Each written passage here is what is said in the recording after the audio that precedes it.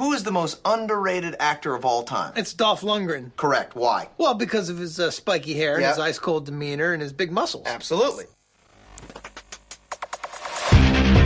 I must break you.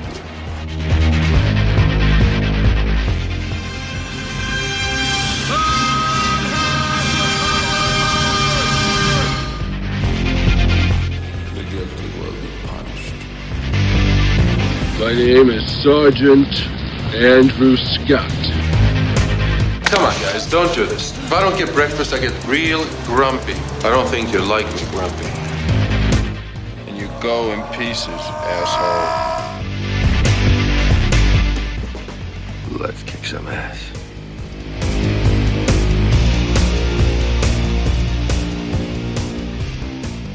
Hello and welcome back to I Must Break This Podcast, the fan podcast looking at the cinematic career of action legend Dolph Lundgren.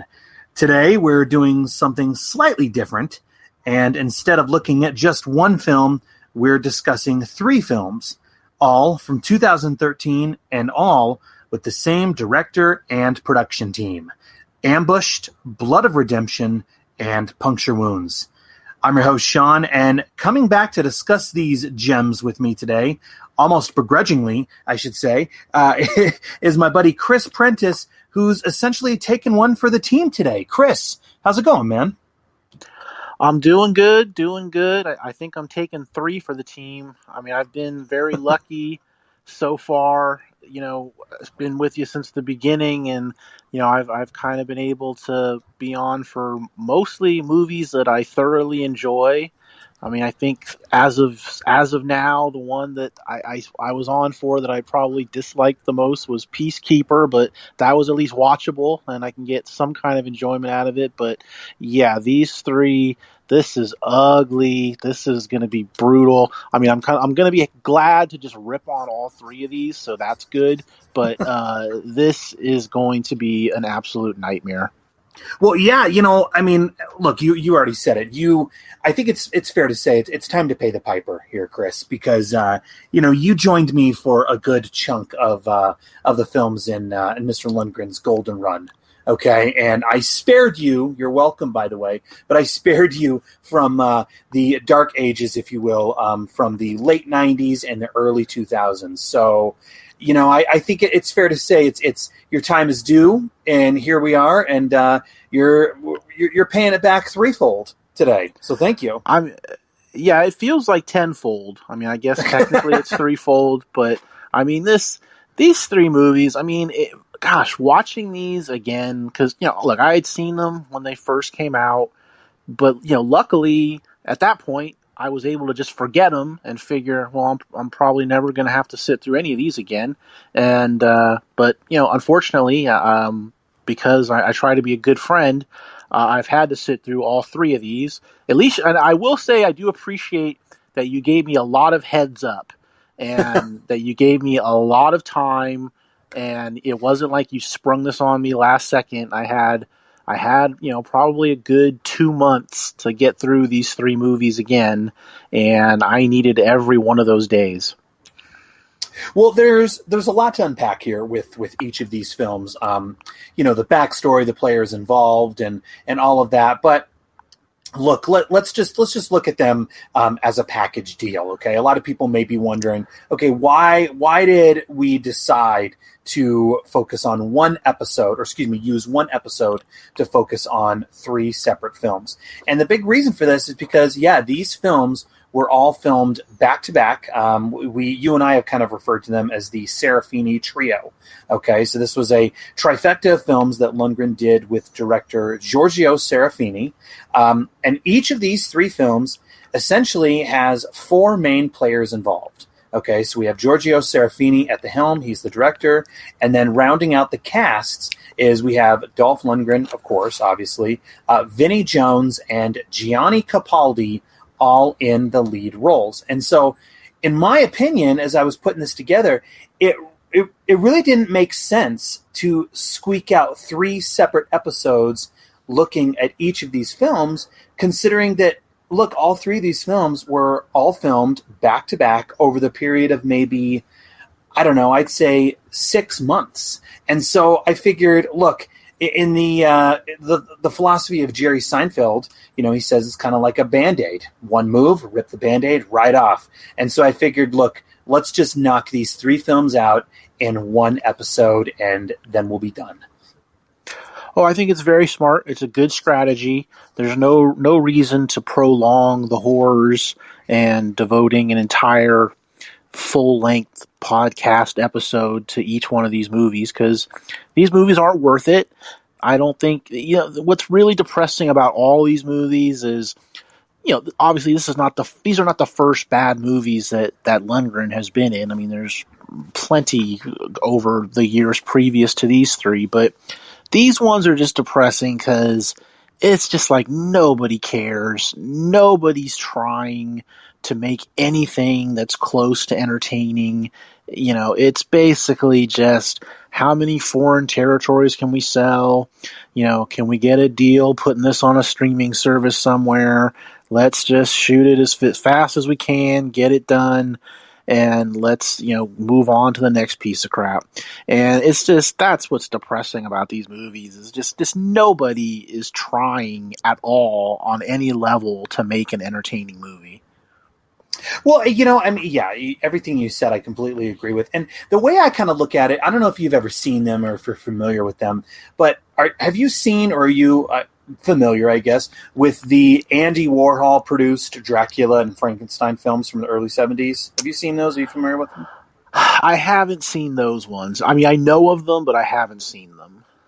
So if you look at those particular films, they're not that good. I'll just say that right now. But Udo Kier, okay, he fronts both particular films, and those films were pretty much very similar to what we have going on here. Okay, we have a Dracula film and a Frankenstein film that were filmed back to back, utilizing the same sets, the same director, and for the most part the same cast. And so if you look up, I mean, literally, if you go on the internet or any kind of discussion about any of those particular films, inevitably they're actually going to be discussing both of those films, okay? Because both those films are kind of a package deal. They're kind of brother and sister in a way, okay? They're related. And so, that's kind of the same strategy I wanted to do here was, look, these films, kind of like those Andy Warhol produced movies, is, look, these were filmed back to back, same director, same stars. The one saving grace I will say with each of these films is Dolph is at least playing a different type of character in each one, but that doesn't necessarily make them good films, we will say. No, because, I mean, they're all shitty characters on varying levels. It's like, I guess you could have taken his character from Ambushed and crafted a halfway decent movie around it, but there's really nothing discernible about the cop he plays in that movie compared to any of the other cops he's played in some of these cheap movies. I mean, it's just a big pile of nothing. Well, and I mean, I should probably say too, I do feel kind of bad. I'm just going to get this out of the way right now. I do feel kind of bad because, I mean, we're not going to be saying a whole lot good about these particular films. And look, the director of these films, Giorgio Serafini, he was on the show on a previous episode, got to speak with him. Same thing with Gianni Capaldi. Gianni Capaldi has been on the show, got to speak with him. Both these individuals, lovely, lovely individuals. I enjoyed talking with them. They were extremely gracious and generous with their time. Having said that, though, look, we got to look at the final product that is presented to us. Yeah, I mean, that's great that they're nice people, and that's perfectly fine. And I don't mean to besmirch their personalities or question their strengths as men, but when it comes to making movies, and in the case of Capaldi acting in movies, I mean, they suck. I mean, I don't know how else to say it. I mean, these guys suck. I mean, it's so bad, and it's like each performance is worse than the next with Capaldi. I mean, It's like, thank God. I think the only reason that I would say out of these three films, Blood of Redemption is, I guess, my favorite, is only because Capaldi is dubbed, and I don't have to hear his horrific accent and him trying to, pose like he's Joe Pesci from Goodfellas, or God only knows what he's trying to do. So I guess that's one of the reasons why I would elect Blood of Redemption as the best of this unholy trio. Well, I would, it's really interesting because, again, and I keep saying this on the show, so I apologize, but I didn't notice it then, okay, when it was happening. But as you look back upon it, it's really almost fascinating to examine. But I would chart this particular film, okay, 2013, which is really a shame. We're only at this point a few years removed from Expendables 1 and Expendables 2, but I would chart this era of filmmaking to really be the beginning of the current trend in these direct-to-video action films, where nowadays we see this all the time, especially with the films of Bruce Willis, let's be honest. But the strategy nowadays is, okay, we're going to hire a relative name, such as Bruce Willis, Dolph Lundgren, Nicolas Cage, Steven Seagal, even Sylvester Stallone in a couple films, okay? All of these guys who are well past their prime, but they are still names that can be marketed to audiences. So what we're going to do is we're going to package these films where they're being sold as the leads, yet the low-budget production, because these films all have very, very low budgets, let's face it, the low-budget productions can really only afford them for a few days. So these quote-unquote leads, okay, their scenes are sprinkled throughout the film, but then another young lead is hired to do the heavy lifting. Hence the hiring of actors such as Jesse Metcalfe and Chad Michael Murray, Kellen Lutz, Frank Grillo, who, let's face it, Frank Grillo deserves much, much better. But here, that's exactly what's going on. And I think that's very, very evident with all of these films that we're discussing today. Yeah, it's really one of the worst trends in I don't even know if it's only action filmmaking. It seems to be most prevalent there, but just filmmaking in general, this whole bait and switch, which is definitely going on with these movies. I mean, go look at just the cover art for Ambushed. I mean, who do you see? You see Dolph, you see Randy Couture, you see Vinnie Jones. But when you watch the movie, they're really not the leads. And so it's a big sucker's game. And how people keep on watching a lot of these. I mean, I've basically kind of given up. I mean, for a while I was watching a lot of these, but now all the EFO junk and all these Willis movies. I mean, I now I know, for years I've known, just don't watch them. And I wish I would have had that credo when these three movies first came out. But I think, like you said, it's that 2013. It really was kind of a turning point, because I mean, if you look at a lot of the movies Lundgren had done up until that point, they were a lot of like supporting roles, but they were good movies. There was, One in the Chamber and The Package and Universal Soldier: Day of Reckoning. These are smaller supporting parts, but good movies. And, that's perfectly fine. I enjoyed watching all of those. But yeah, once you get to these, it is just such a steep decline. It's really just kind of sad at how bad it got real sad at that time. Well, I remember it was interesting because it was pretty much announced, that Dolph was going to be doing 3 films, okay, back to back with this production team and with this director. And I remember there was a little bit of hesitation because, Giorgio Serafini had done the film Game of Death with Wesley Snipes, which I will say, I only watched Game of Death a couple years ago. Much better, I would say, that film is than these particular films. But there was a little bit of hesitation, I remember, when you and I were discussing. It's like, man, I don't know. Is there enough shooting time here for these films? Is the turnaround going to be enough? But let's just, before we get into the film, I'm curious, is it fair to say that Dolph did these films for a paycheck? I mean, is that I can't imagine with any of these roles, and we're going to get to Puncture Wounds. I'm saving that one for the end. But I mean, is that can we say was that the driving factor that caused Dolph to sign on for these particular films? Oh, I mean, it was 1,000, 2,000, 3,000%. I mean, however you want to say it. I mean, yeah. I mean, there's no way that he looked at these scripts and looked at who he was working with and said, man, these are going to be some good movies. I can't wait to get on set, and this is going to be the time of my life. There's just no way at all. I mean, these were purely business decisions, and I don't begrudge him that. I mean, that's almost every actor does that to some degree. They're always, there's nothing wrong with doing a job for money. I mean, that's what we all do. I understand that they're not all going to be winners, but man, I mean, when you're aligning yourself with the people involved in these movies and you're the one who's, even if you don't have the biggest role in the movies, it's basically your name that's selling it. I mean, people are not watching Puncture Wounds for Kung Lee.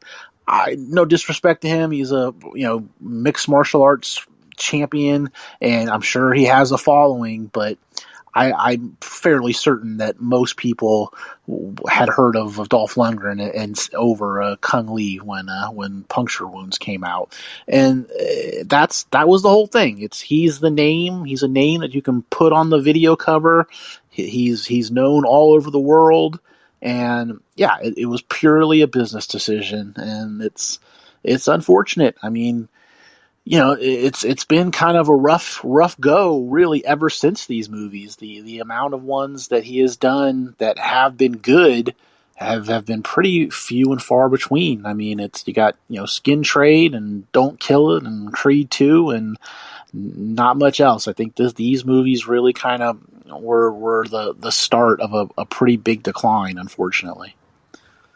Well, I mean, and when I spoke with Giorgio Serafini, I flat out asked him, I said, okay, it sounds like these films were all a package deal, I'm assuming. So, and he kind of alluded to, it's really interesting because we're going to be getting the Blood of Redemption here in a minute. I thought we'd discuss that one first, but it was interesting. He said that wasn't really so much the case. It was Ambushed and Puncture Wounds. Those were the two that they signed on for, and then they decided to squeeze. And if I'm mincing his words, I do apologize. But it sounds like they had, an extra opening in between those films, and so that is how we got Blood of Redemption. And so, coincidentally, what's really interesting is Blood of Redemption, okay, that was the one that was released first, okay, before the other two films. So I figured we would discuss Blood of Redemption because that was the one that was released to VOD and Blu-ray and DVD. I don't know about you, but I rented it from Redbox, hoping that it was going to be amazing. I know you did as well, but if it's okay with you, let's look up Blood of Redemption first. Oh, please, by all means.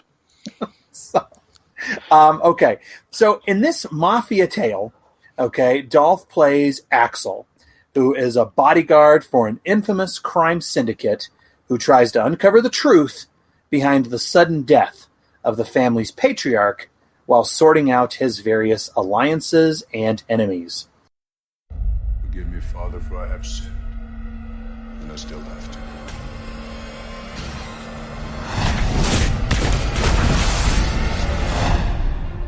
My job was to protect Serge and Quinn.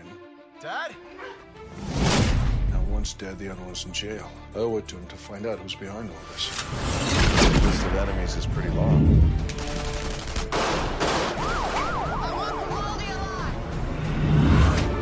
It's about money. It's always about money. They want us to think Boris is beyond the attack. This is someone else. Someone with a plan. What did you do? What you talking about? Did you tell them about the drugs? You're the only one left I can trust. I need your help. You don't know what you're fighting against. They're gonna kill you.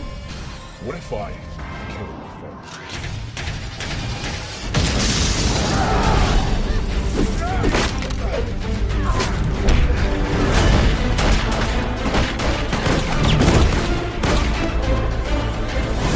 You're in way too far over your head. This obsession is compromising your judgments.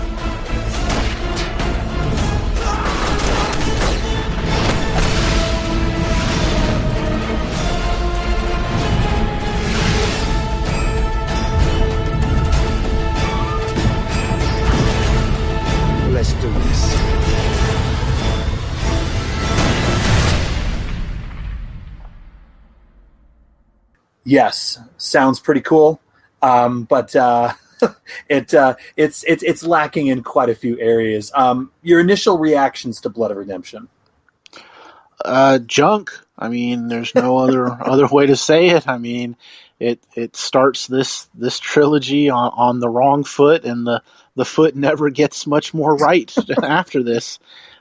Yeah, it's like it's got everything that you can dislike about low budget action movies, from throwing the character's name up on the screen so you know who they are, so that because you must know who Sergio is. It's very important. You must know Sergio. It's lazy exposition. Exposition.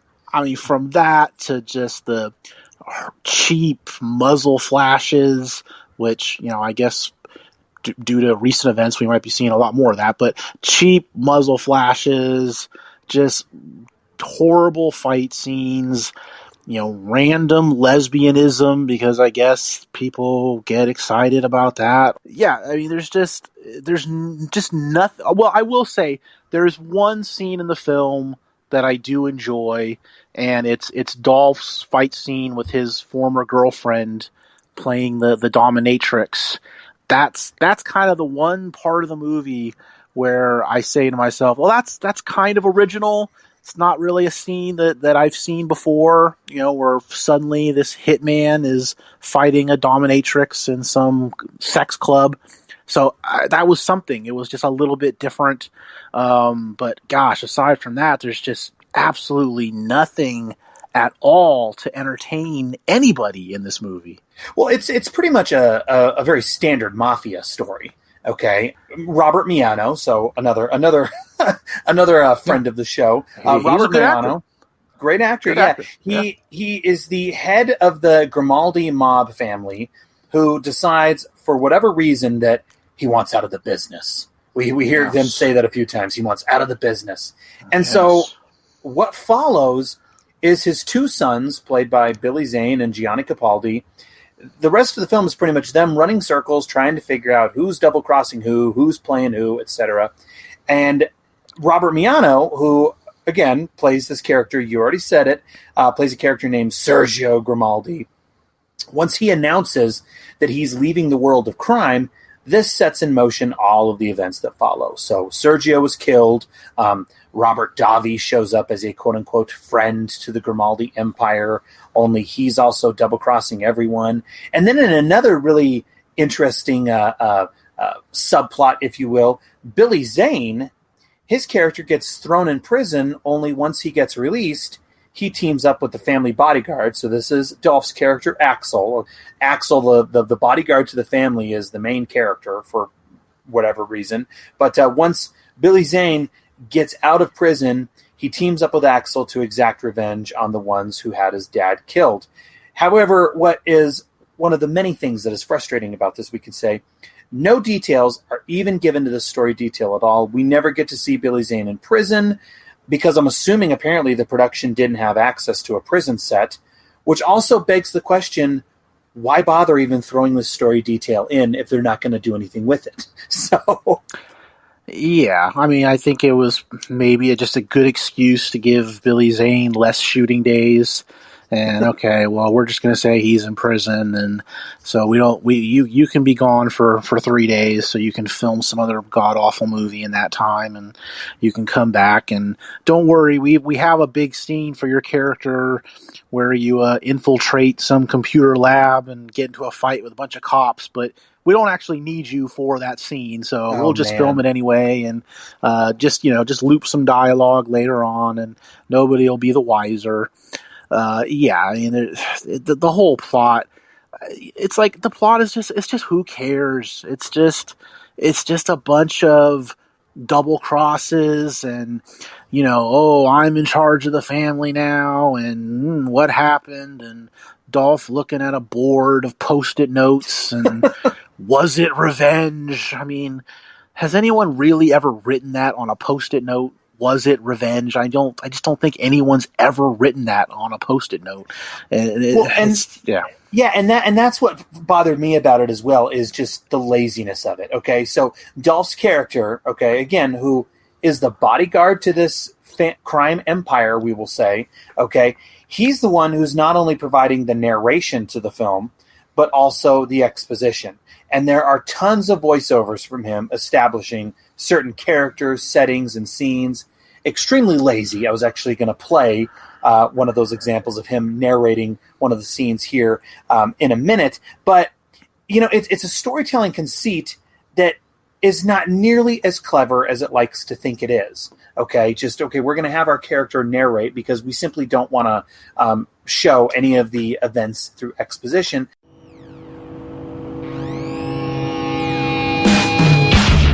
Had to put 4 of Mr. Wang's guys in the hospital. But I finally tracked down the man who set up Quinn. Now I'm going to make him tell me who hired him.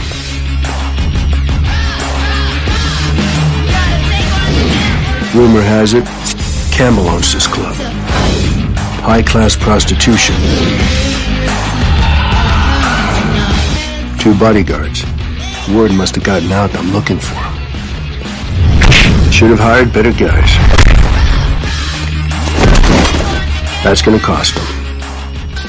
But like you said as well, yeah, Axel, I'm assuming just to help out the get the conflict of the story moving along, he constructs this large board of characters, complete with Post-its and pictures and string, etc. And so on this board, he has members of the Grimaldi family as well as FBI agents, and for whatever reason, there's a senator involved in this entire thing as well.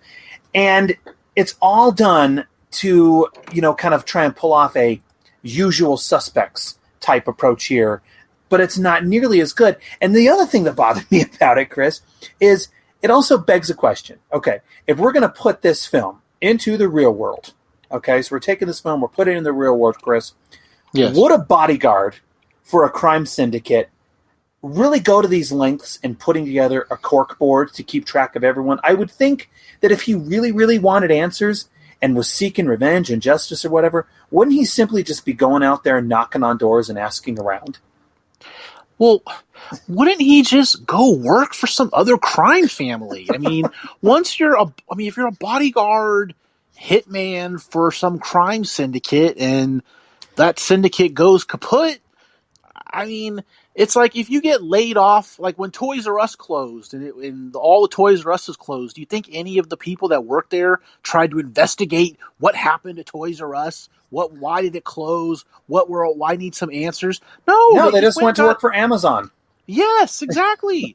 So, I mean, why doesn't he just go down the street to the other, the Triad gang or the Irish gang or, or even Vinnie Jones's gang and just, hey, look, this is what I do. I'm a pretty good bodyguard and I'd like to come work for you. I mean, why does he care? Like, the film does not do a good job at all to make us think, oh yes, we definitely understand why he's so driven to get to the bottom of this. I mean, it's got to be just so vital to him. And nobody cares. He doesn't care. We don't care. That's the whole movie, is nobody cares. Well, the film, I mean, we've talked about it. The film just screams cheap. I mean, it's very apparent that it was filmed over the course of maybe a weekend or two.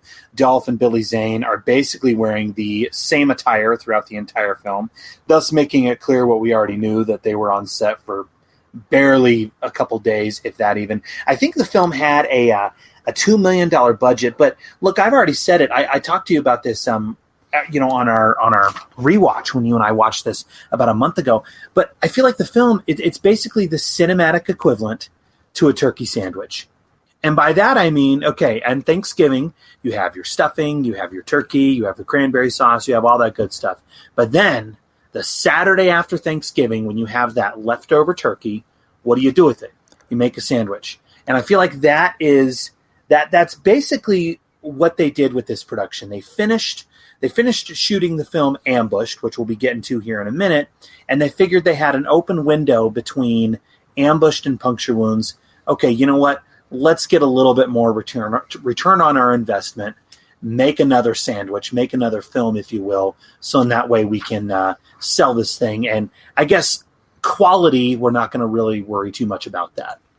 Well, I think honestly, You're sliding turkey sandwiches 2 days after Thanksgiving way too much if you're likening Blood of Redemption to a turkey sandwich, because it's, I mean, I get the message, but I'd rather spend the whole day eating 2-day-old turkey sandwiches than have to sit through this again. But yeah, it's like you can just tell everything is just rushed. It's got every little thing that you hate in these movies. That's what these movies live for. That's all they have to offer. Like, I mean, you mentioned the senator character. It's like they only have him in this movie so that they can have the scene with some, lesbian hookers or whatever they are who end up dead. And it's basically just a rip off of the scene in Godfather 2 where the senator wakes up with the dead hooker. And, it's like, that's all this movie is. They're just trying to cribbing stuff from better movies, just throwing a bunch of stuff at the wall, seeing what sticks. And none of it sticks. So, I mean, they threw a lot at the wall and absolutely nothing sticks. Well, you already mentioned it, Gianni Capaldi. He is dubbed in this film. I'm curious because he's pretty much the lead in not only this film, but the other two as well. Before these films, had you even heard of Gianni Capaldi? Had you seen him in anything prior to these? No, I had not had the pleasure before these films, and I know you said you've seen, like, I think at least one movie that he did since these, but I have not. I honestly, and man, this is going to sound like total hyperbole, but I feel like after watching these movies again that, like, everybody has a favorite actor. Well, I now know who my least favorite actor is, and it's Mr. Capaldi. And I mean, I know that he's like a producer on a lot of these movies, and I'm willing to bet that's how he gets the roles in them, is because he's got some kind of hookup with the money people to get these movies bankrolled, and part of the condition is he gets to be in them. I mean, they can say, oh, no, that's not the case, but you can't tell me otherwise. That's got to be what's going on. But, like I said, at least in Blood of Redemption, he's dubbed, and so it's a little easier to take his character somewhat in this movie. Not by much, but a little bit. Well, we already kind of talked about it, but yeah, there's a really bizarre scene where Billy Zane has an entire sequence where he is doubled, where he's going into this computer room, which oddly enough, apparently in this room, they hire supermodels as well, because I don't know if you noticed, but the women working in that room were very attractive as well. So apparently hackers are cast from these agencies. Yes. But yeah, he's doubled in that entire scene, yet he still provides the dubbing for his character in that scene. We already mentioned it, but Robert Davi is in the movie. He just leaves the film inexplicably for reasons I don't understand. And then Vinnie Jones has a completely throwaway role in this film. I will say about Vinnie Jones, there was a time, Lock, Stock, Snatch, Gone in 60 Seconds. There was a time, I will say, where he was a welcome presence on screen. And he was fun to watch. He was intimidating as hell. But in these films, especially Blood of Redemption, good golly is he annoying. He is just obnoxious.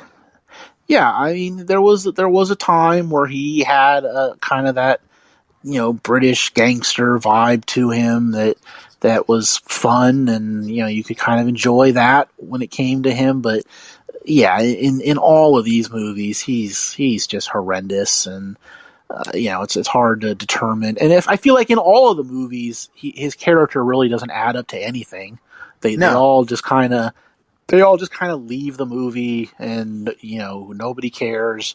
And he's bad here, he's bad in Ambush, and he's bad in Puncture Wounds, and I honestly don't even really know the last thing that he was good in. But he's horrendous. All right, well, here's the $1 million question. Yes. The significance of the title. What in the heck does Blood of Redemption mean? Go. Blood of Redemption. Well, when anybody is attempting redemption, it takes a lot out of you. It takes a lot of sweat. It takes a lot of ingenuity. It takes a lot of honor. But what it takes most out of a person is blood. And so that's obviously why they titled the film Blood of Redemption, because if you're truly, truly trying to redeem yourself, it's going to take a lot of blood. But who's redeeming themselves in this film? I mean, spoiler alert, but Billy Zane, okay, we find out that he's actually the mastermind behind everything that we're seeing. He's the real bad guy. So who's seeking redemption in this nightmare of a film? Who? I'm going to say the character of Lauren is the one seeking redemption. I only said that because for some reason she gets to have her name on the screen like 40 minutes into the movie, after they've done all of these character intros way earlier. 40 minutes in, they yell at us with Lauren. So I'm just going to go ahead and say that she's trying to get redemption, even though she definitely isn't, because she's working with Billy Zane. So she's not trying to get redemption either. Well, I just want to throw it out there real quick. I mean, and this is, again, the norm. Okay, in 2021, we're seeing this a lot. Okay, but this film started shooting in February of 2013, and it was released to DVD and Blu-ray in September of that same year. So that is just barely over 6 months from pre-production to release. That is fast, man. And I don't know how anyone is supposed to produce a quality product in that amount of time.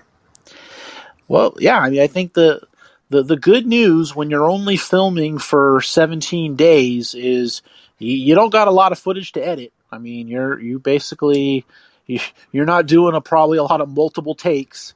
So you're just kind of, let's go, take one, let's go. All right, lesbians, get in the room, let's go.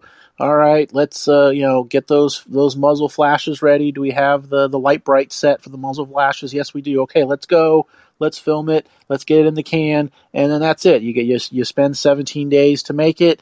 Probably only takes 17 days to edit it, and you can have it out in a couple of months. Well, all right. I don't want to belabor this anymore.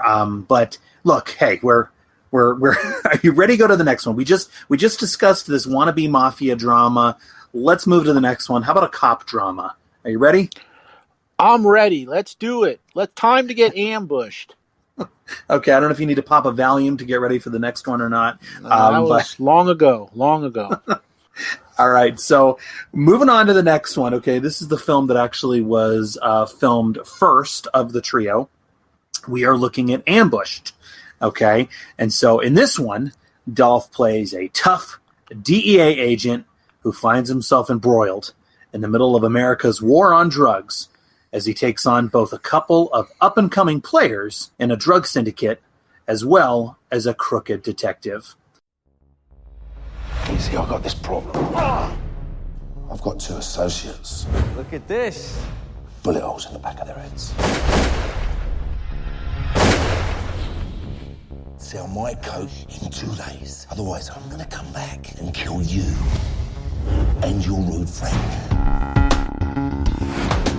The stuff you did with the Mexican cartels is legend. What is it, 40 indictments? 48. Who's counting? We're the first on the scene here? Yeah. We got drugs everywhere, 2 bodies, no witnesses. What do you got? Nothing we can make stick. But we got more than enough on these 2 other guys. What about Agent Rice? I have integrated into their group. I gained their trust. They even discussed business transactions in front of me. What I know, I keep to myself. You're a dirty cop. What, you think I come here to arrest you?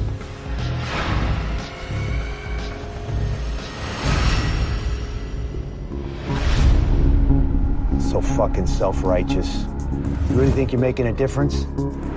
One day you're gonna fuck up. And I'll be there. Wait!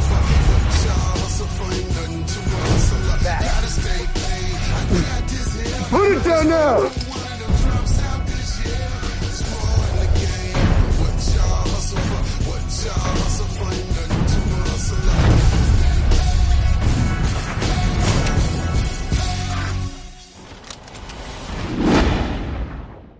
All right, Chris, I don't know if you noticed this as well either in watching this film, but this movie is basically 2 films wrapped in one. And there is absolutely no effort made to tie the 2 stories together at all. No. It's 2 stories, both bad, that we, keep waiting for some kind of payoff where the stories will meet, and it really never does. And it's a shame because, I mean, look, you know me, I'm a sucker for cop dramas, cop thrillers, and so the idea of Dolph playing he's played cops before, but him playing a DEA agent, okay, also in a film where he's reteaming with Randy Couture, that right there is a pretty cool concept that you could sell a pretty decent movie on. Yeah, I mean, if the plot had been Dolph's a DEA agent investigating Randy Couture, who's a crooked cop, and Dolph's going to try and bring him down, and Couture's got all these mob connections, and there's your story. I can roll with that. That's not bad. That's a perfectly fine, low budget action movie story. But unfortunately, I mean, that storyline gets very, very short shrift in this movie, and what we're left with is just an abomination. Well, no, I mean, look, we talked about it earlier. It's the I think the term that was used in an article is geezer teaser, where basically, okay, we are being sold a bag of goods where we are led to believe that Dolph Lundgren and Randy Couture are in fact the leads when they are not. Okay, let's face it, the production cannot afford for them the entire shoot. So what they do is, again, similar to those Bruce Willis films, okay, they are bringing in a couple of young actors who ostensibly are going to be the ones doing most of the heavy lifting throughout the film. Okay. Unfortunately, we do not, I can't believe I'm saying this, but unfortunately we do not get a Chad Michael Murray. We do not get a Kellen Lutz. We do not get a Jesse Metcalf. Instead, the leads of the film are Daniel Bonjour and Gianni Capaldi. Hey, Gianni Capaldi once again. These are the 2 leads in the film. What are they? They're a couple of up-and-coming drug pushers who are trying to move up the drug world, but of course, things don't go as planned. Yeah, I mean, boy, I don't know where you begin with these 2. I mean, I think they're trying with these characters to have them be sort of like how De Niro and Keitel were in Mean Streets. That something of that kind of a relationship. Obviously, they don't come anywhere close to pulling that off. But yeah, I mean, having to watch these 2 lunkheads through this movie it's just painful. I mean, I don't know what people were thinking, trying to pass off a legitimate Dolph versus Randy Couture film and then slipping in these yahoos and making us see their day-to-day lives and their trials and tribulations, because it's just abhorrent on every level. Well, here we're given, I mean, these could very well be, I would say, some of the worst leads in the history of film. I mean, these 2 drug dealer characters, and I'm not saying you can't have your lead character be a drug pusher. I mean, we've seen this done before. Yeah. But these 2 leads, they have 0 redeeming characteristics. And Daniel Bonjour, this is the one who is essentially carrying the film because he's the one who's narrating pretty much everything, similar to the last film. He is just not a compelling lead at all. And so every time he is on screen, it is just, I mean, how many times did I text you while watching this? I literally had to rewind certain scenes because I tuned out. I mean, that is how, I mean, the big catalyst moment, I will say, in this film, I completely missed and I tuned out of because, I mean, it's Daniel Bonjour. Okay, who is this guy in a film that we're told has Dolph Lundgren, Randy Couture, reteaming from The Expendables? No, that is not the case at all. No, I mean, like you said, I mean, it could very well be the two worst leads in a film. You know, I mean, I know, I guess some people would mention that movie, The Room, but, you know, this is almost like The Room of action movies.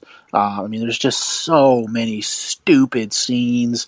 You know, there's a scene where, you know, Bonjour comes in and he's like, says, "Hey, I'm the cops," and he, you know, makes Capaldi think that he's a cop, and of course Capaldi starts shooting his gun. It's like, "Oh no, you don't just fire your gun like that. Oh, this is all a big goof." And oh man, it's like, just, I mean, I don't know how these scenes went from like a script to being filmed, and nobody had the wherewithal to say, "No, we're not going to do this. Let's write this again. Let's make this better."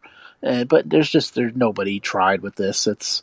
I mean, Capaldi, you know, like I said, he's doing a little bit of De Niro from Mean Streets. He's doing a little bit of Pesci from Goodfellas, and then he throws in his Scottish accent and puts his own little spin on it. And yeah, it's like, I mean, who could blame you for moving on to other things while watching this? Because whatever those other things are, they're better than this movie.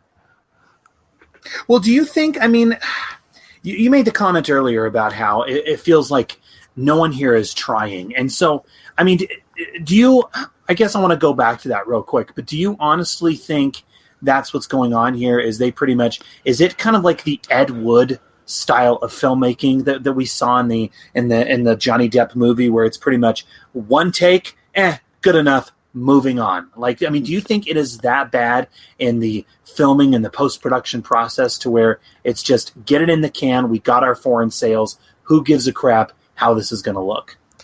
Oh yeah, I mean, that's how it goes. I mean, you can't tell me that this is a movie where, you know, they're really looking at the dailies very hard and, you know, trying to determine, oh, does this work? Does that not work? It's just, let's go, action cut, next scene, next location, let's move it. Let's get the old lady propped up in her chair that Randy Couture is going to shoot in the face. Let's go. Let's get ready. Let's do this. And it shows. You know, it's like, I would say, I mean, probably the one person who I think is trying to do something that's at least a little different for them is Couture. I mean, he's trying to be this dirtbag cop, and maybe in a better movie, this character could have been interesting. You know, he's essentially just doing a variation of Bad Lieutenant. But, you know, in this movie, surrounded with this cast, it doesn't really matter. I mean, it just comes up as crap. Well, basically, the plot for this film kicks into gear. I mean, let's just look at it real quick.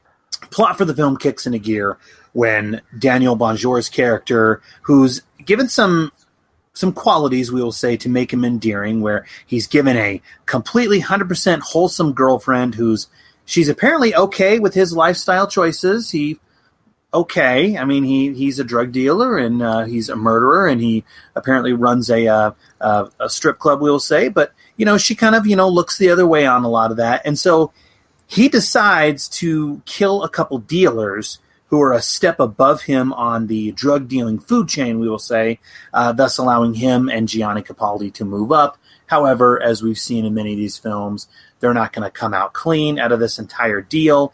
And, I mean, it's interesting because there are some interesting flourishes, we will say, that the production is employing. I mean, we're getting some split frame editing techniques in an attempt to, I guess, look like a music video. Intercut, there is during, it's kind of an interesting moment here, where Daniel Bonjour's character is talking about the drug trade and why he's in it and how it's a legitimate business. Suddenly we get some stock footage about how it's a war on drugs type movie, where we're seeing immigrants coming into America in the 1920s. I don't know.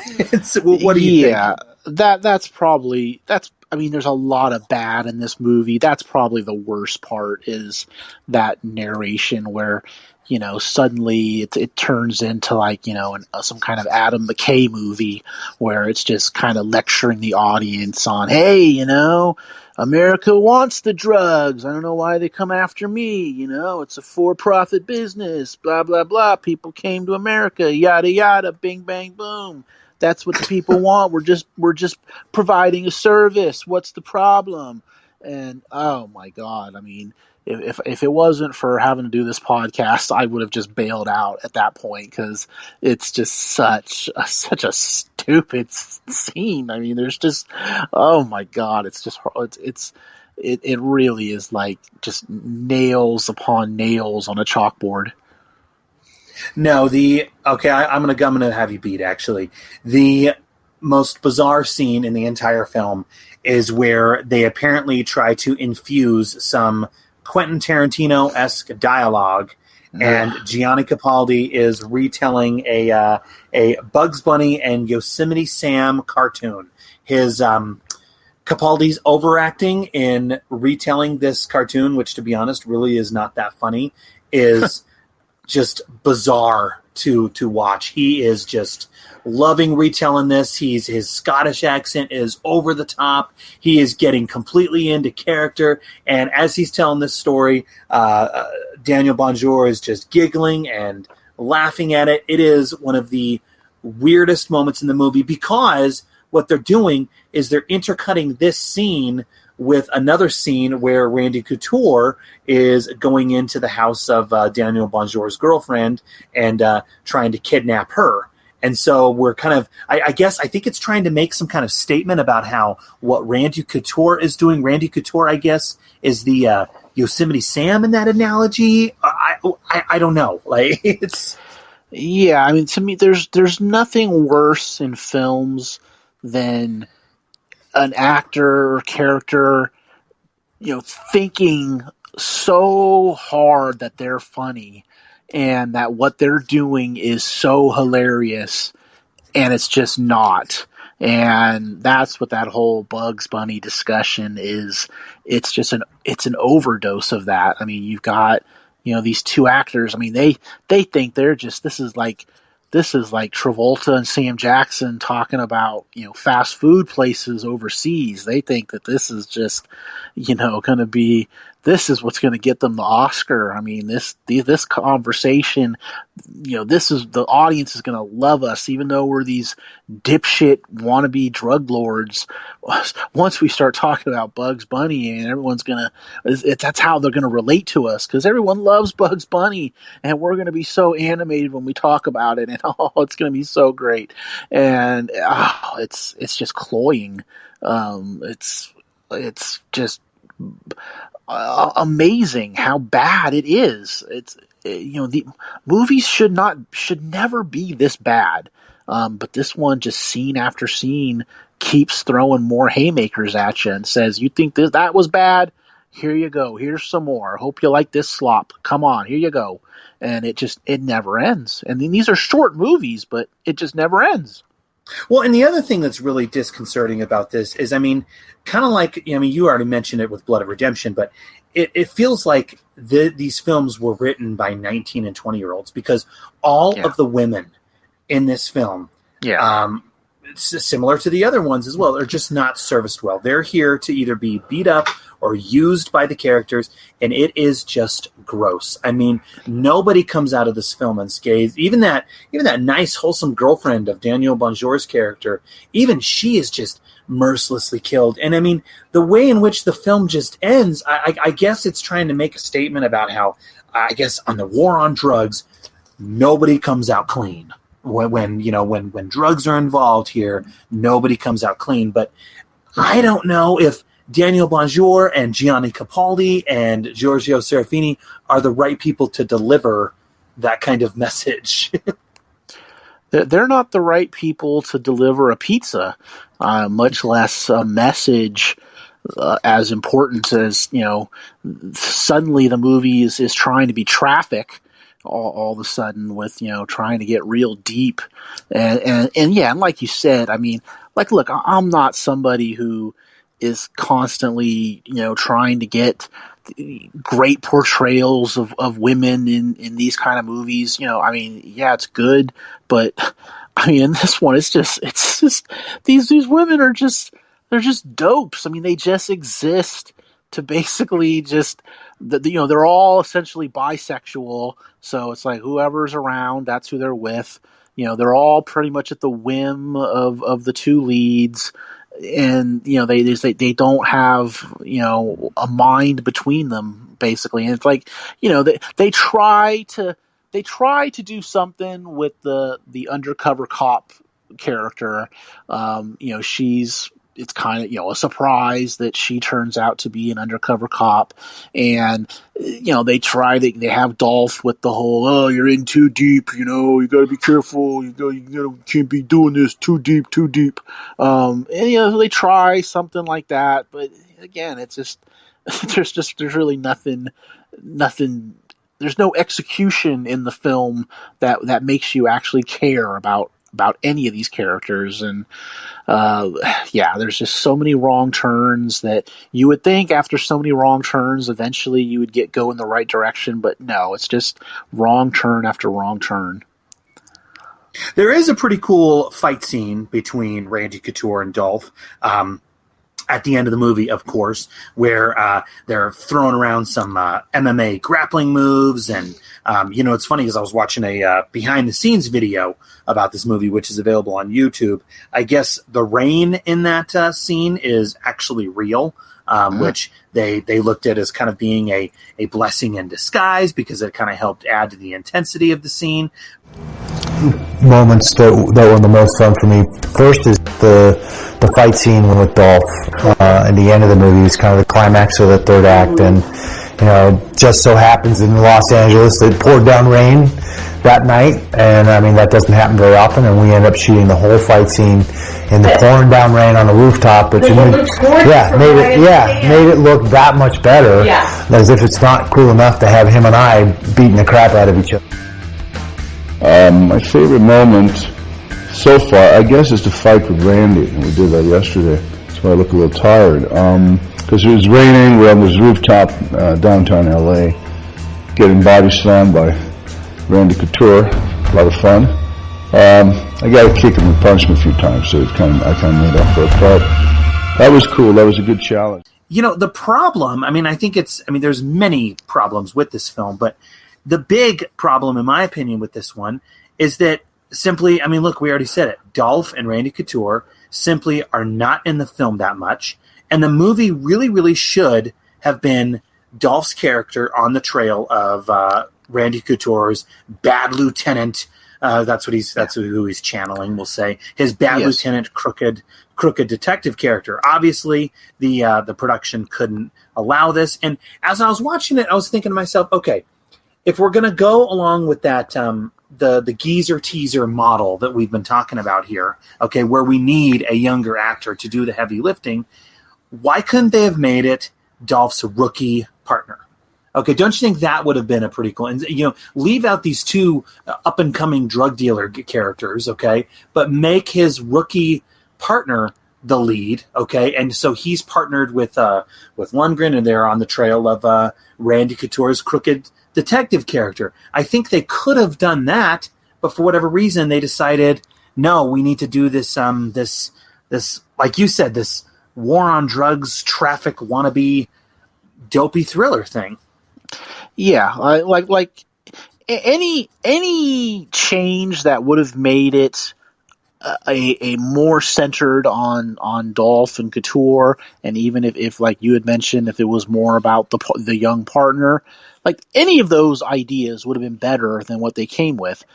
I think in the long run, it still would have been bad, because if you've got the people behind the camera and the people writing the script that ended up making this, they're not going to be capable of making anything good. So yeah, that idea, following the young agent, is certainly better than what we got. But again, there's just nobody who's working on these movies that knows how to do it well. It's just a misstep after misstep, and it's like you can change the ingredients all you want, you're still going to end up with some really, really, really bad tasting soup. All right. Well, I think we've covered Ambushed about more than we really need to. But okay, here we are. We're on to the last film. Oh my! Are you ready, Chris? I'm ready. Yes.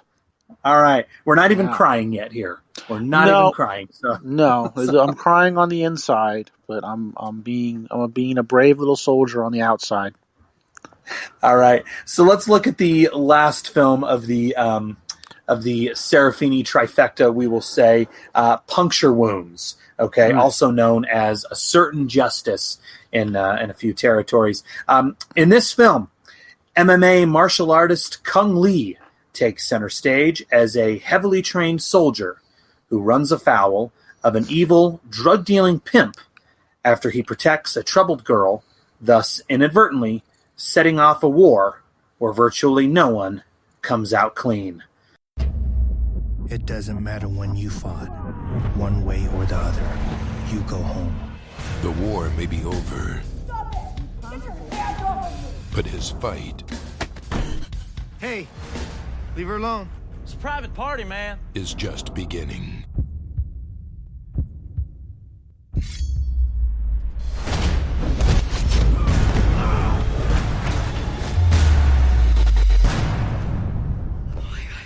Do you know who these guys are? We did this thing. I want to know everything about him. Where he works, what he drives. His family. Let's go!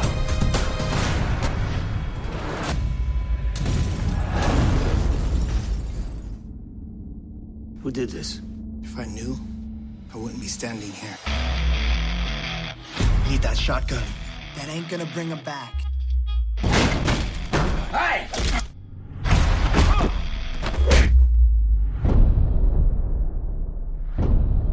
Who's Hollis? How do I get to him? You get in line. Pain runs She's a decorated veteran. That doesn't make him innocent. deep. He believes in justice. Kung Lee, What, soldier boy? Dolph Lundgren, Vinnie Jones, Let's do this. Brianna Evigan. Puncture Wounds. That's gonna leave a mark. You know, what's interesting about this one is I actually remember when this one came out. I think you and I were pretty similar, actually. We both bought the DVD blind, if you remember, because, I mean, I don't know about you, but I remember thinking, okay, well, it was directed by the same guy who did the previous two films. However, this one has Kung Lee at the lead, okay, who is an experienced, trained martial artist. If you look at Dolph in this film, Dolph is playing the villain, but he has a wacky, okay, mean look in this film. So I'm thinking to myself, you know what? I'm gonna jump the grenade. I'm gonna take a gamble here, and I pre-ordered it on Amazon, and as did you, if I remember right, right? Yeah. I don't remember if I had pre-ordered it. I think I went to either Best Buy or Target and just bought it that day. And yeah, I mean, I had. It's funny, even after as horrible as the other two films were, I still had some hope that maybe this one could be a little bit better, because I figured, well, at least if they're going to give Kung Lee the lead, they're probably going to at least have some cool fight scenes, and that might save it. And typically, when you've got Dolph playing the villain, he's good at that. I mean, pretty much all the movies where he's the villain tend to be pretty good.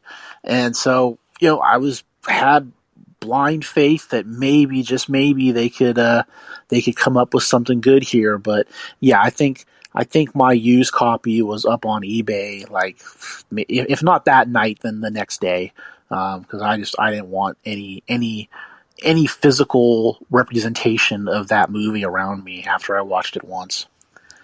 What a repugnant movie this is. Oh, God. I'm just going to say it right now. This is, of the three, this movie is just, you used the word repugnant when you and I were talking, so I'm going to be repeating that for a while. But this film is just absolutely gross. I mean, it is trying so hard to purposely be offensive, to be racist, to be misogynistic, and it is just absolutely just wrong on so many levels. And I'm not going to get into the deep and the dirty and the grim, details of the film, but I mean, Dolph's character, his character isn't even fun. I mean, and that's what I think is the big problem with the movie, is the fact, okay, we've seen Dolph, we know that he can play villains, and we know that he can play fun villains, okay, and we've discussed this numerous times, okay. I feel like so much of your film is hindering on the villain, okay. You need to have a great villain in the role, but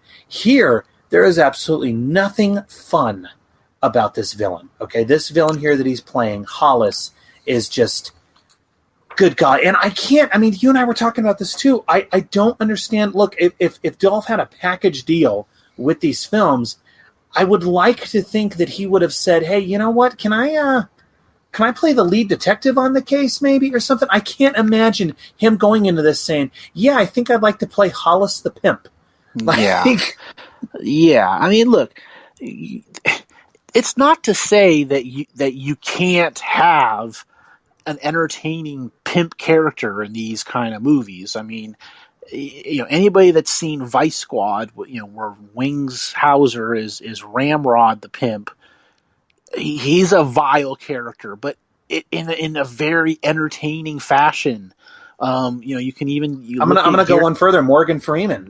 There you go. Smart. That's a good one. One. I mean, even though it's only a couple scenes, Gary Oldman in True Romance. I mean, it can be done. So it's not like you can't have these kind of characters be entertaining. But again, in the hands of these hacks, it's just depressing. I mean, you just don't. I mean, it's just the kind of movie that.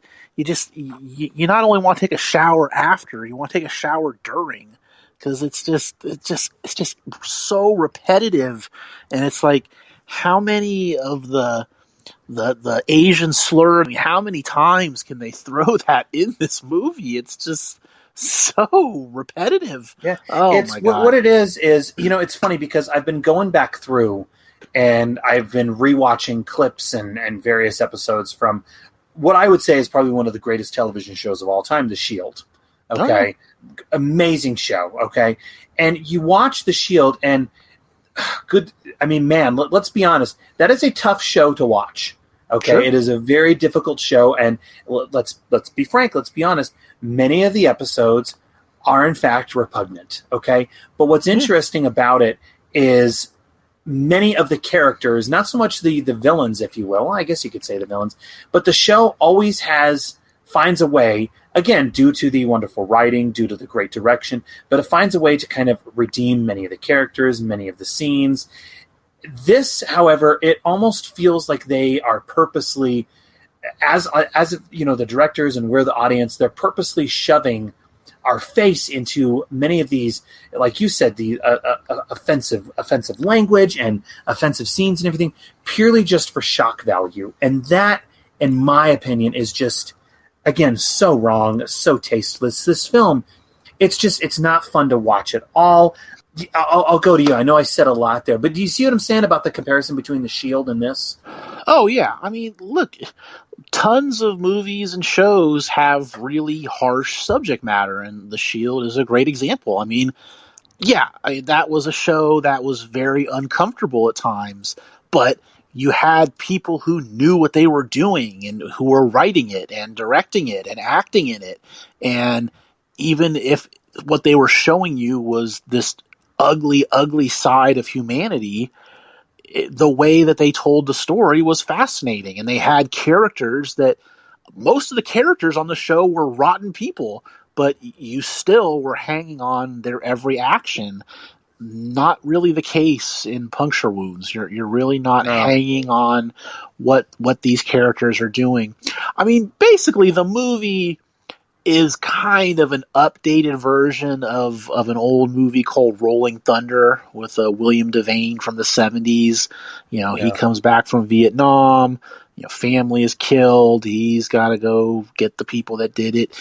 And there's a lot of similarities that kind of jumped out at me between that movie and this. But, it's just, again, one is being made by people that know what they're doing and know how to tell a gripping revenge tale. And on the other hand, you've got Puncture Wounds, which is just about 80 plus minutes of depravity and just boring too. I mean, that's the other thing is that, you've got all this ugly stuff going on, but even for just shock value, it doesn't even really work. It's just dull. It's just such a try too hard. Every scene, they're just trying so hard to be, sadistic to all the different characters, and it's just at a certain point you just don't care. Well, I mean, look, we already kind of mentioned it, but we have to address it. Lundgren has a wild look in this film. He's basically a blonde Danny Trejo. I will say, he's wearing a long blonde wig that looks pretty ridiculous on him. You can tell it's a wig, as well as a Fu Manchu mustache. I mean, we already said it, but the problem with this character is he is just so vile and ugly. No redeeming qualities whatsoever with him. I mean, if you look at Dolph's CV of villains, okay, Ivan Drago, Andrew Scott from Universal Soldier, even the villain he played in The Package, if you will, okay? Oh, yeah. These are all villains that at least have a little bit of fun with them, okay? Here, again, there is nothing, okay? He is a drug-dealing pimp who's dabbling in some low-rent movies, less said the better. But he is just a very cruel, vile, ugly villain. And, it's interesting because, and I was going to ask you about this here in a minute, okay? But we'll just get to it right now, okay? Obviously, the argument that you could argue, okay, against this film is, okay, if you look at films like Showdown in Little Tokyo and Lethal Weapon and Action Jackson, okay, all of these action films from the 80s and the 90s that, let's face it, we all love and that we all enjoy, but you can look at these films, and again, I'm not saying this, I'm just saying that this is the argument that could be posed, but if you look at those films, you could say, okay, well, wait a minute, those films were fairly misogynistic. Those films were pretty mean-spirited and gross. I mean, look at Predator 2. I think there's another example right there. So I guess the big question I wanted to ask you is, what's the difference there? Because again, that's the argument that I think anybody who's coming in could say. They could say, well, wait a minute here. Why is it that those films from the 80s and the 90s that we love so much, why is it those films get a pass? Okay, as opposed to these films nowadays we look at as being tasteless and gross and just leaving a very horrid taste in your mouth. Well, I think like when it comes to let's go with Showdown in Little Tokyo, because that's a movie that has a lot of very unpleasant parts and probably is not the best portrayal of female characters. And so, I think that's a movie that you could say, what's the difference? What's the difference between Showdown in Little Tokyo and Puncture Wounds? And I think it's because Showdown in Little Tokyo, that's almost like an updated Western. You've got your good guys, you've got your bad guys, they're going to collide. It's the story we've seen over and over again. And if you really like the heroes, like we do in Showdown in Little Tokyo, and you really despise the villain, like we do with Cary Tagawa in Showdown in Little Tokyo, then nothing else really matters, because the film, to use a wrestling term, is over. It's over with the audience. We're now into it. We want to see the good guys triumph over the bad guys. But when you get to something like Puncture Wounds, you've got a hero you don't give a shit about. You've got villains that, they suck and they're bad people, but you don't really care about what's going to happen to them. You just want the movie to end. You're all you're doing is every now and again you're hitting the little display button on your remote. Say, oh, is it at least at 50 minutes yet? Is it 65? Okay, so we're getting there. That's it. That to me, that's the difference. Is if you have compelling characters, and some people would say Showdown Little Tokyo, compelling characters, but in that genre of martial arts action, yeah, those are compelling characters. Those are cops that we enjoy. They're funny. We like them. And then there's a bad guy that we despise, and he's evil, and we want to see him get his end, and we want to see him die brutally.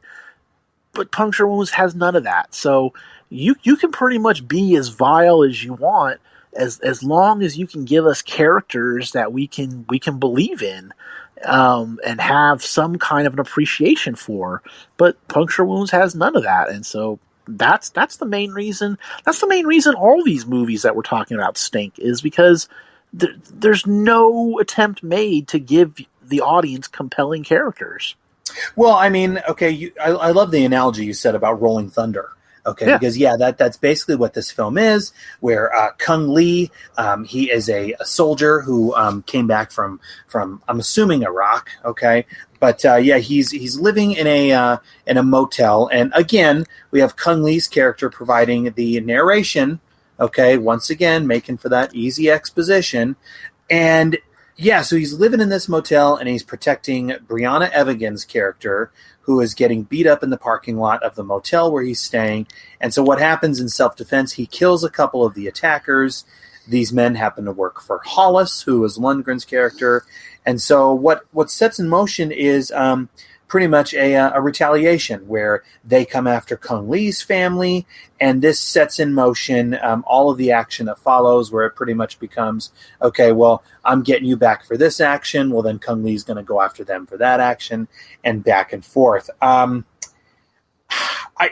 don't know. I think it's a decent premise, I guess, in theory, but also where things start to kind of get jumbled a bit is because, again, we have Gianni Capaldi and Vinnie Jones, two actors who I think were also producers on these films. They need to show up out of obligation and get roles in these films, which coincidentally add absolutely nothing to the proceedings. We have Vinnie Jones. He shows up. His role is extremely tangential. He's barely even in 2 scenes, and you forget that he's in there. And then Gianni Capaldi plays one of the dealers who is under Hollis. I'll go to you. What do you think of Capaldi's contributions to this film? I thought it was hilarious that Capaldi kind of does the dirty work.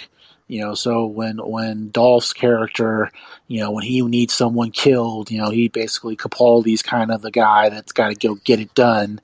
And I just found it hilarious that when he has to go kill Kung Lee's family, his family's basically taken in the middle of the night, thrown into the back of a van, as they're driving to some desolate location.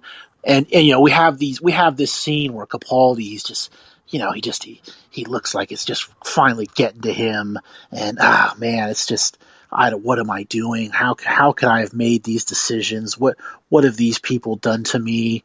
And then it's like literally 30 seconds later, okay, I'm gonna blow up the van now and burn these people alive. So it's just like, what is being thought of with these scenes? Like, I guess maybe Capaldi sort of said, look, I don't want to be just 100% bad guy.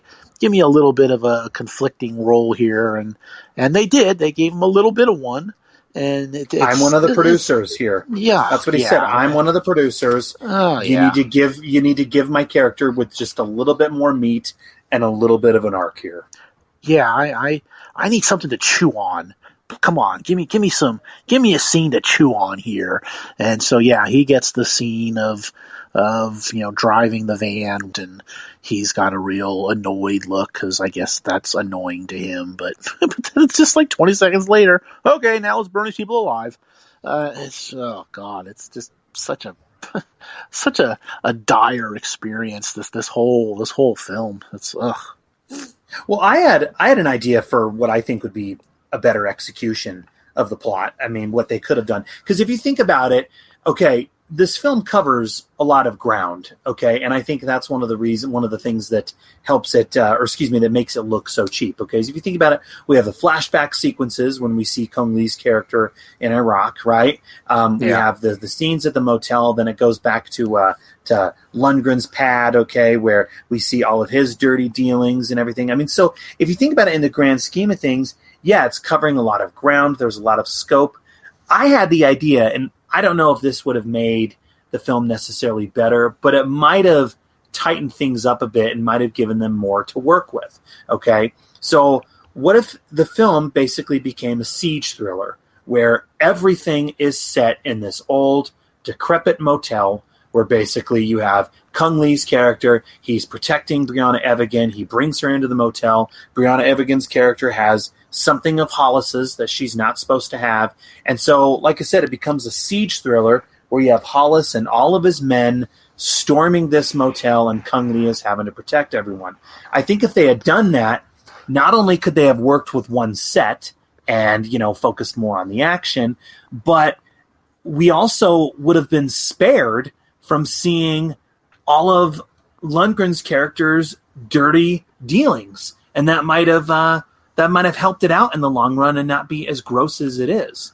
That's better than what we got. And it's, I'd much rather see, Kung Lee in kind of a cheap ripoff of The Raid than what we ended up with, which is, just a cheap ripoff of Rolling Thunder. I'd have been fine with that. Let's go back in time and make that happen, because what we ended up with is 1,000 times worse. I think it's like seeing it for the first time, whenever it came out 6 or 7 years ago, you're just like, oh, this is bad. This stinks. But it's like watching it again now recently. It's just like, it was just painful. And so, virtually any plot instead of this one would have been better. So yeah, I'm all for, and especially because that would have played to Kung Lee's strength with it, which is, fight scenes. That's what he can do well. And they throw in a few in this movie, but there's really none that I would call good. So yeah, anything that might have led to some better fight scenes for him and let him play on his strengths would have helped tremendously. We do get a final fight between Kung Lee and Dolph that does look cool and is fairly well choreographed. I just think it's kind of humorous that Dolph, being this dirty, disgusting pimp that he is, man, he knows martial arts and he knows how to throw down. Also, you pointed it out to me, which I didn't even really realize, but he lives in a pretty swank pad that has a giant bookshelf inside, which I'm convinced actually that this was not a set. I think this was filmed at one of the producers' houses, and they shot the scene there. Yeah, they weren't going to take the time to move the bookshelf, and maybe they thought, people are going to think Hollis is well read. Let's keep it. It builds on his character. But yeah, that was a gigantic bookshelf. It just kind of all of a sudden pops up out of nowhere, and it's like, wow. Who would have thought that Hollis would be so learned? I also thought what was funny in that final scene is, like, I guess it's a sweater that he's wearing in that scene. Yeah, like, I noticed that. I don't know what that was. Yeah, he's wearing this like nice sweater, and he's a pimp. Yeah, I don't know. Yeah, it's like pretty much whenever we see him for most of the movie, I mean, he's in all these kind of like, Aryan pimp outfits that I guess you go, okay, yeah, that fits what I guess someone like him would wear. And then it's like he's got some kind of sweater that he found at Ross or something. It's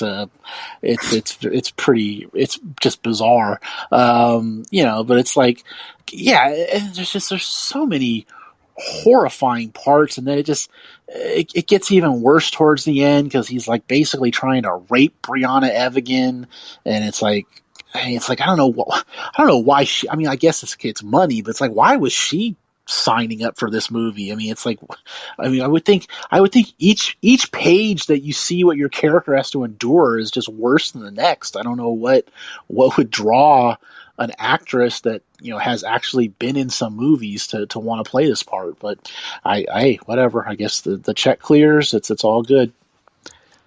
The best thing I can say about this one, I mean, and this is a very low-level compliment, best thing I can say about this one is that I will say it's the most complete movie of the bunch, okay? The other two films are cluttered with so many various stars and plot threads, and none of those plot threads really get cleaned up, so I feel like the other two films, Blood of Redemption and Ambushed, you're watching what feel like incomplete meals, as opposed to this one, I think, has a singular story at its core that does see completion to the finish line. So I will say on that front, I think this one does get a pass on that level. Well, I mean, this movie does give you what it says it's basically going to give you. It's going to basically, look, this is a revenge film. Kung Lee out to avenge his death of his family, going up against this crime syndicate led by a whacked out pimp, Dolph Lundgren. So that's the story, and that is the movie. So yeah, I'll give it credit for that. It doesn't swerve off into some other direction and really be about, you know, it's not really about like a hair salon that is a front for Dolph's business, and you spend half the movie in the hair salon. There's none of that.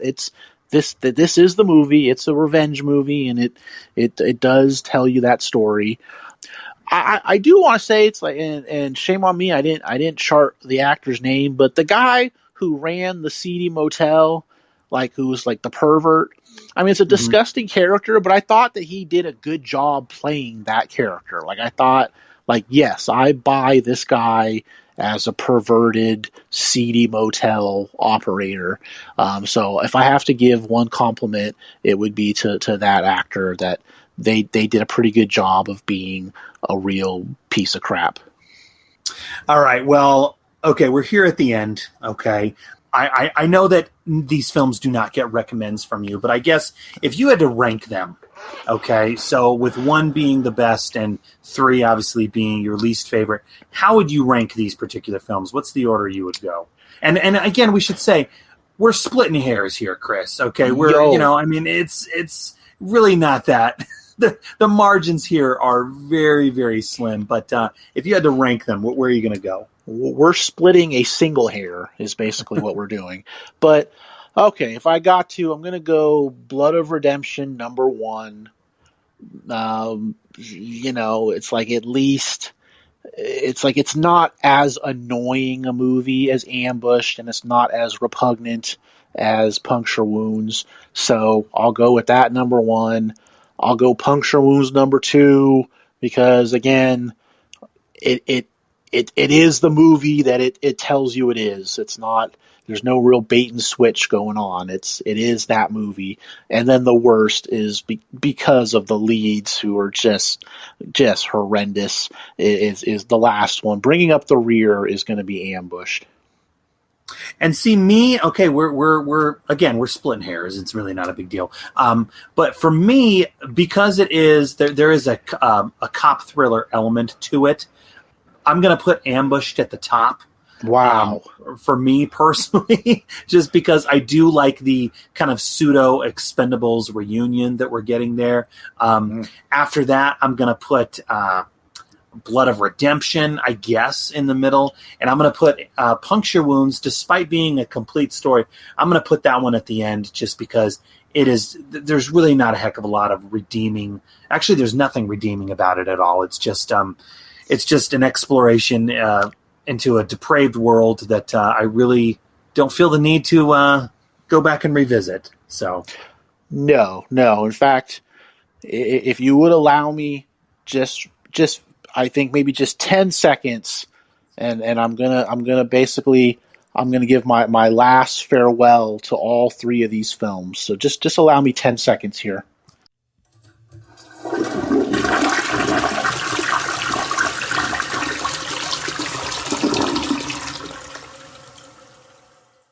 Well, okay, well, wait a minute here. I was glad when these films were all finally released because I knew that the Dolph Lundgren and Giorgio Serafini pairing was over until 2018 when Dolph signed on to do The Tracker and Hard Night Falling. So, Chris, I think I may have to call you back for those.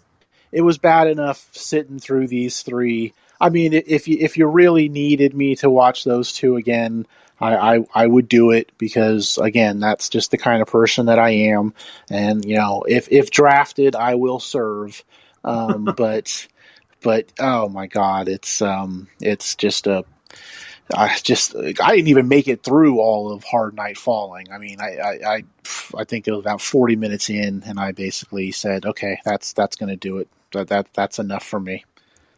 Well, and and before we wrap this up, I mean, I just wanted to also say what's also kind of sad is, I mean, obviously, no, these films do not get a recommend in any kind of way.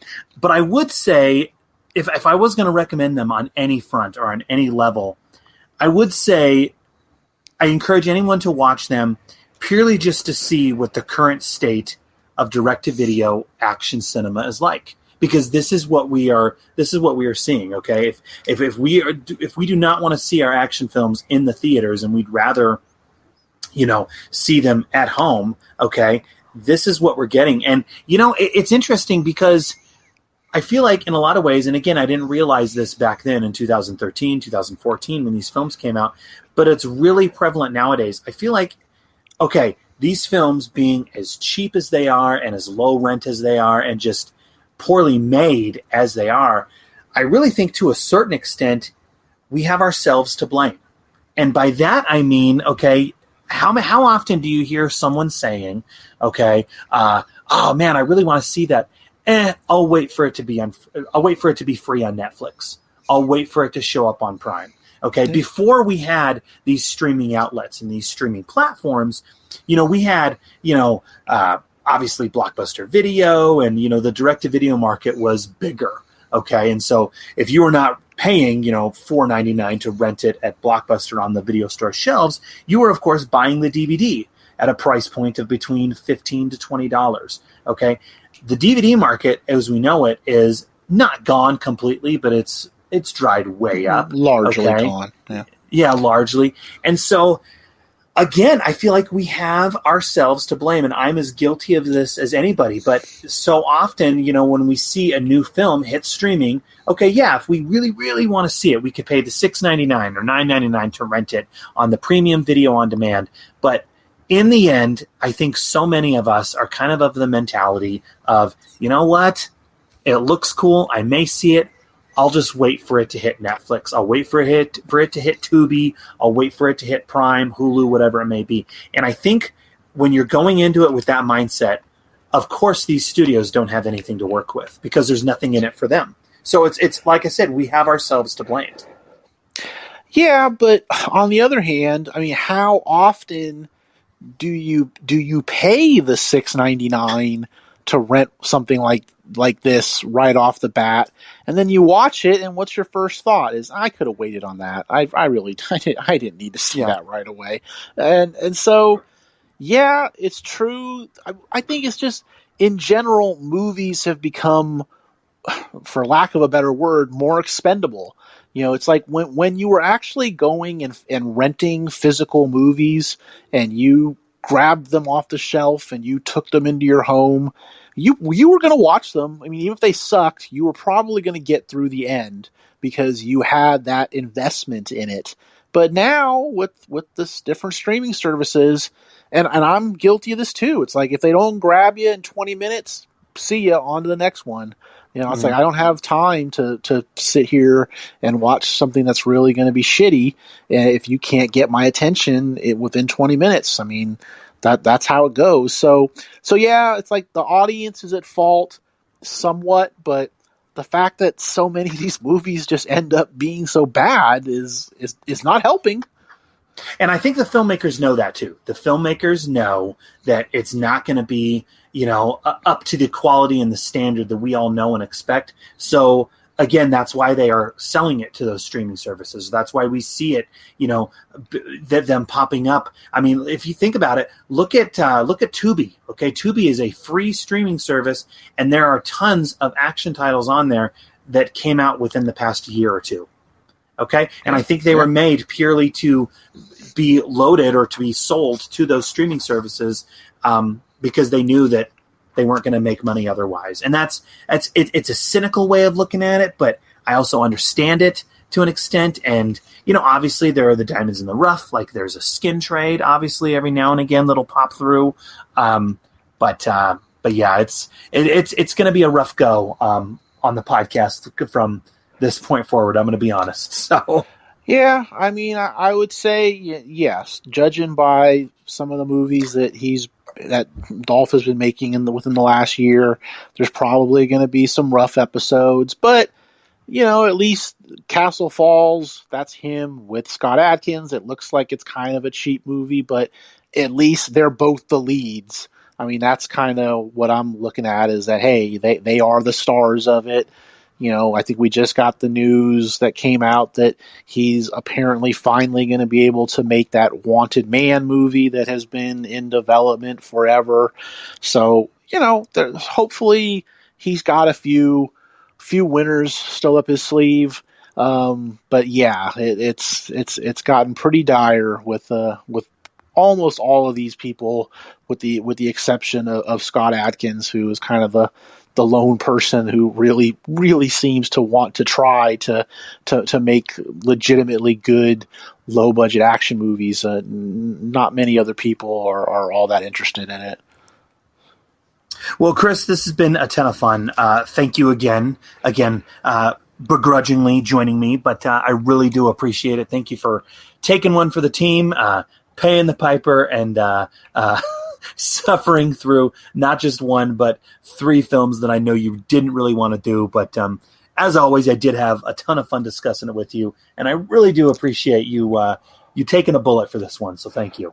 Well, that is fine. Anytime, rain or shine, whatever bad movies are on the horizon, I'm your guy. I can do it. It's not a problem. This is just the payback for being the guest on so many of the good movies. So we're just in kind of a dark territory right now, and so yeah. But I do appreciate you having me on. The best part about rewatching these movies has been to kind of commiserate with you about them, and finally, once and for all, get them out of my system. It's therapy, my man. Oh, it's therapy. Yes. and I'm going to need plenty of it to get the memory of just all these movies. It's just a big menagerie of junk. Each one worse than the next. But yeah, in short, thank you very much for having me on. I did have a good time rehashing these god awful movies. Well, till the next therapeutic session, we will pencil that in. But hey, I really do appreciate it. To everyone out there who is listening, please feel free to rate and review the show on iTunes, Stitcher, or wherever else you go to subscribe. We always appreciate the reviews, and we'll see you all next time on I Must Break This Podcast.